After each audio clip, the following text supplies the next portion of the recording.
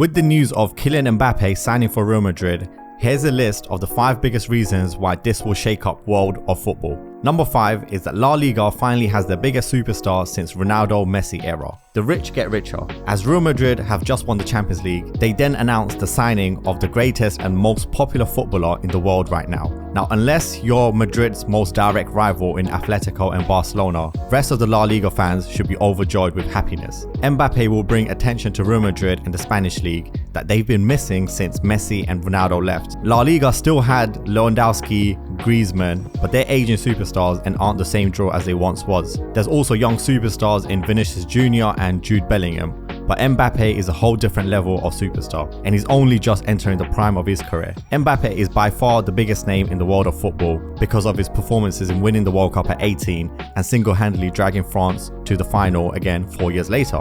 If we look at the Instagram followers of footballers, Ronaldo has over 600 million followers, Messi has over 500 million, Neymar is third with over 200 million, and Mbappe is 4th on that list with 117 million followers. Now, while he's got a long way to catch the other 3 established legends, he's far ahead of the next one on that list, which was Vinicius Jr., his new teammate, with 48 million. So he has doubled the followers of Vinicius Jr. Now, once Mbappe starts scoring for Madrid, the boost of the club's popularity will make him even popular. La Liga fans can expect a boost in sponsorship, more TV cameras, the world media will be watching every Madrid game. La Liga last season couldn't even negotiate a TV rights deal in the UK. But no doubt with Bellingham's rise and now Mbappe in Real Madrid and La Liga, there'll be no problem for La Liga to negotiate TV deals in almost every country. Number 4 is the longest transfer saga in history is now over. So with this announcement comes the end of the longest transfer saga in football history. Fans were sick to death of every summer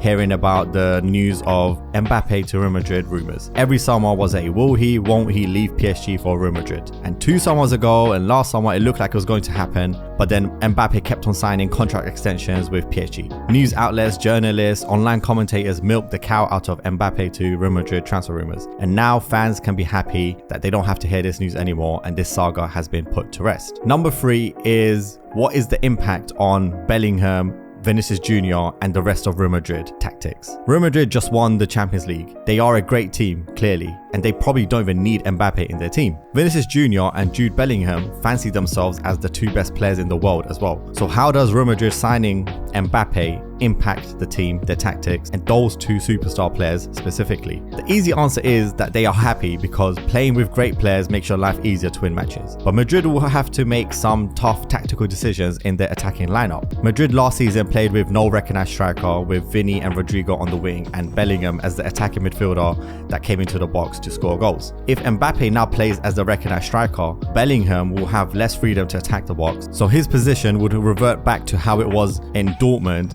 in a more disciplined midfield position. But with Toni Kroos retiring, Bellingham may score less goals, but he will have to show his passing range and box-to-box midfield abilities, and he's already shown he's world-class at that anyways. Vinicius Jr. is another key player to observe when Mbappe joins, because he is or was Madrid's main attacking threat, and he's also a left winger, which is Mbappe's favourite position. Ancelotti has experimented with Vini down the middle and he's made a good impact there. So there could be a fluidity in the attack because Mbappe will most likely play central and him and Vini may take turns to play left wing and centrally. And if they get it right, this could be the scariest striking partnership of all time. Number 2 is that now La Liga is very imbalanced and Real Madrid really have no real competitor. So now that Madrid have got even stronger, they are far ahead of their La Liga rivals in Atletico Madrid and Barcelona. What made La Liga exciting for the past 20, 30, 40 years was that the rivalry between Real Madrid and Barcelona. They were seen as equal and it was about to see who comes out on top. There's been a big criticism of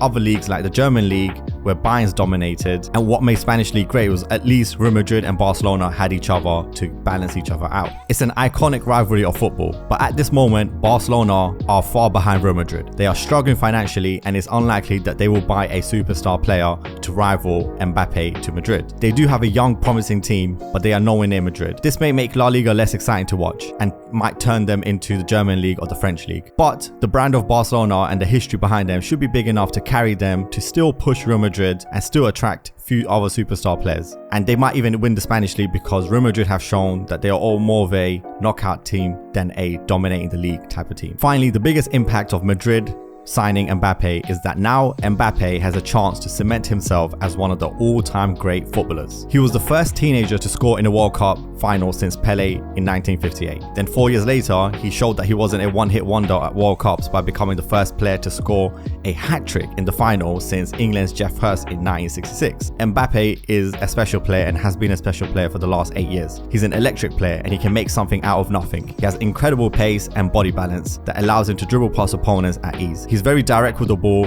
and wants to find a way to attack the box immediately, and he's a great finisher of the ball as well. He's a combination of Thierry Henry and Cristiano Ronaldo. Mbappe was a world-class player from the age of 17, and he's finished in the top 10 Ballon d'Or of every year since he was 18 years old. Mbappe is a goal machine like Erling Haaland. He has 162 goals in 178 games for PSG. Now, fans would dismiss this accomplishment because PSG are in an easy league. While this is true, Mbappe has also got 48 goals in 74 games in the Champions League, so this shows that he's consistent in the big games. And for international level, for France, he has 47 goals in 78 games. He was the second highest goal scorer in the 2018 World Cup, and he was the highest goal scorer in the 22 World Cup. Mbappe knows how to perform in big games, clearly. Now that he's at Real Madrid, he has a chance to carry this on, and at a bigger stage, because often PSG would fail in the Champions League and Mbappe essentially has no legacy in the Champions League. He's not had an iconic run the way Vinicius Jr. or even Jude Bellingham has now, or even Erling Haaland. Now that at Madrid, he has a chance to prove it on the European stage and score in semi-finals and finals. And this will just boost his claim. If he can do that, it will just boost his claim as not just being the best footballer in the world currently,